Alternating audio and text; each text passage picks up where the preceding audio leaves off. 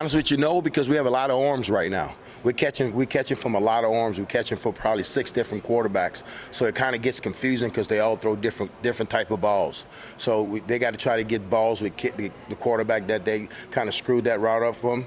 They got to try to get the route from that quarterback. So it's always a different quarterback every day. So once this thing settle down and we settle into one quarterback, it'll get better for us. But right now, it's going to be some drops. It's going to be some mishaps because of the timing.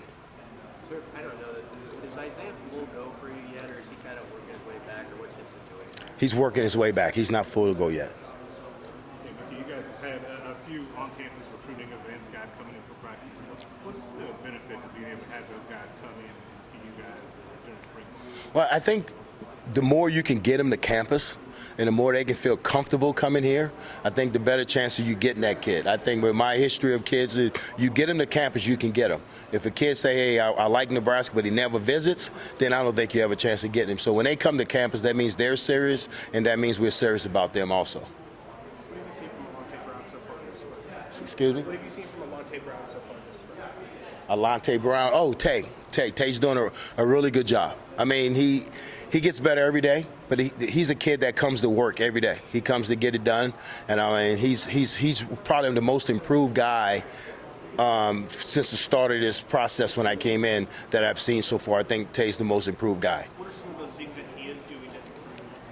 Well, right now, he played quarterback in high school. So, his routes are a lot better. His hands are really good to say he was a quarterback. But I think, like I said, just the detailing of the routes. Because we always say if we paint a pretty picture, the route can be completed. If we has a bad picture, then, the route won't be completed. But I think Tay's doing a really good job of that. To say that he's being a quarterback, that's not an easy transition from quarterback to receiver. Omar was just talking, you mentioned Brody Bell making some plays out there. You mentioned him before in the past. What are the things that he's been doing to kind of make a good impression so far this spring? Brody's a football player. Brody's probably the best football player on this team. When you overall you talk about football player, I think he's a football player. He's smart. He's got high football IQ. I think he can move. He can play Z. He can play R. He can play running back. He can do a lot of things. He can play special teams. So he brings a lot to the table. And I think we're excited to have Brody on our team. So I think the sky's the limit for Brody. Guys like Amante, Latrell, Shawnee, they're kind of their second year. What's the next step for them? Are you seeing anything from any of those kind of that younger crowd that you like? They got to continue to improve, and I'm going to put pressure on them.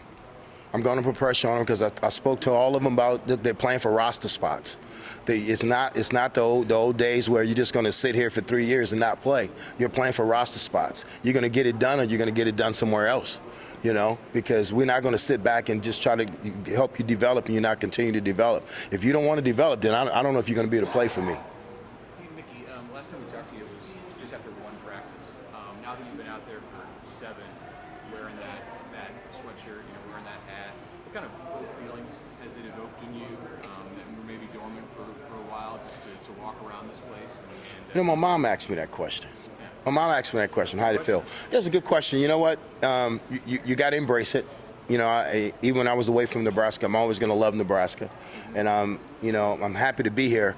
But at the end of the day, I understand it's a business, and the business is to win, and I understand that.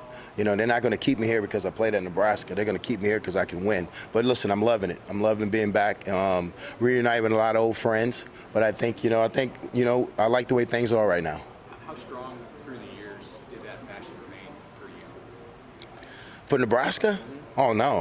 I mean, once you graduate from here and you play here, you're always going to root for Nebraska. So, it's going to stay strong in your heart.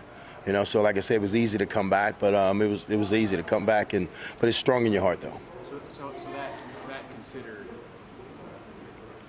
some of the difficulties that Nebraska's had in recent years, what was it like for you to watch that?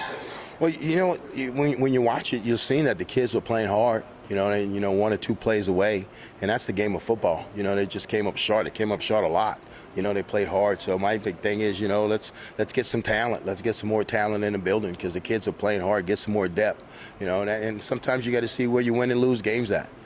So I think that, when you look at it, you say, okay, we need to get more depth. We need to get, more players in here. But like I said, but if you look at the games, they play hard. You see how we practice. They practice hard. So they're giving everything that they have. Casey Thompson,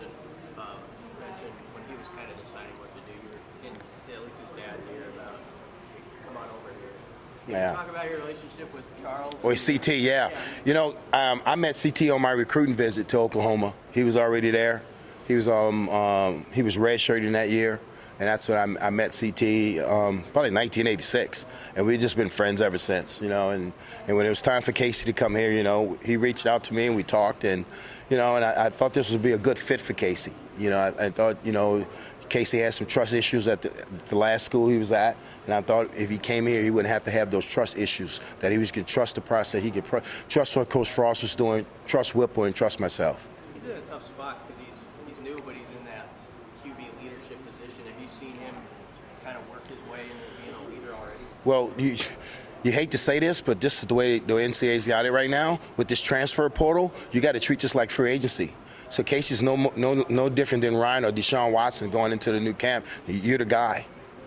You're getting here, but you're the guy. This college football landscape has changed. This is considered, with the transfer portal, this is considered to me free agency. And I mean, that's the way you got to play the game. If you don't play the game like that, you're not going to catch up to those schools that's already out in front of it.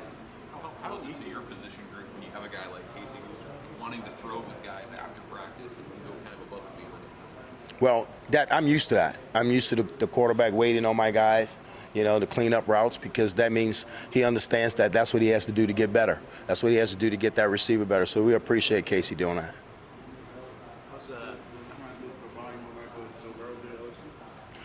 Yeah, Joe did that all the time. Joe did it all the time, and I think Casey has the same leadership qualities, you know, because Joe was always waiting, and he's always changing routes up also. And Casey does that too. You mentioned the college football landscape changing, and it's happening pretty quickly. How easy or not has it been for you to kind of accept all of that happening?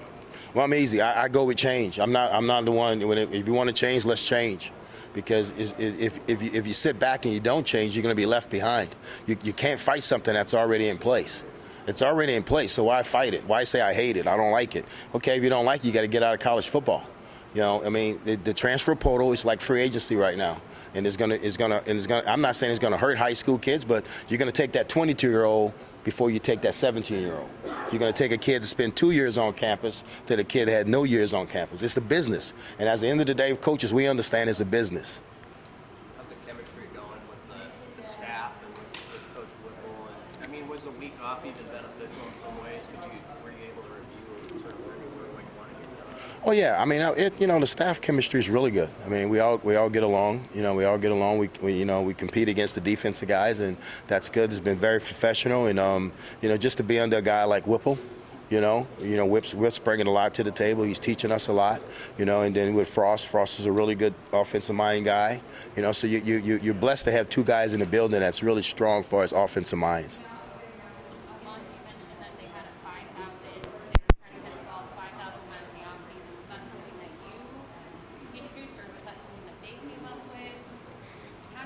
No, they're not going to come up with that. Not them. No. We did it at LSU. At the end of spring ball, we did it until fall ball. We did 10,000. So when I got here, I wanted to make sure that they would work and see if they would work on their own and see if I had to push them to work. So I said, okay, let's see if we can catch 5,000 balls before spring football. And you know what? They all did it. Maybe one or two of them got to 5,000, but the rest of them was over 5,000. So they really pushed themselves. So I was really excited about that. How's the route running coming? Are they detailing it the way you want them to? Not yet, but we there. We don't play until when? September? Okay, we'll be ready by then. Do you feel like they're taking to your teaching well? Absolutely. They doing, these kids are some great kids, some great young men. They're doing everything I asked them to do.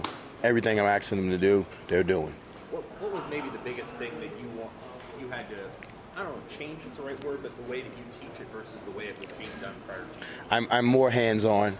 I'm hands-on at everything, off the field, on the field. I'm hands-on. I'm involved in their life, and we're giving them directions, football, outside of football. So you can say I'm like a nosy coach. I want to know what's going on. I don't like surprises. Anyone in particular kind of stand out in the scrimmage Friday? No. They did their job. Nobody stood out, though. You mentioned being kind of hands-on. Some of the players have mentioned you coaching them kind of tough, but to do that, you have to build trust. How do you build trust with the players so that they take to that? Most players, if players know that you can get them better, that's the trust that they're going to have. If they know I can get them better, if they know the things I'm telling them that's going to work to help them get to the next level, that's where the trust comes from.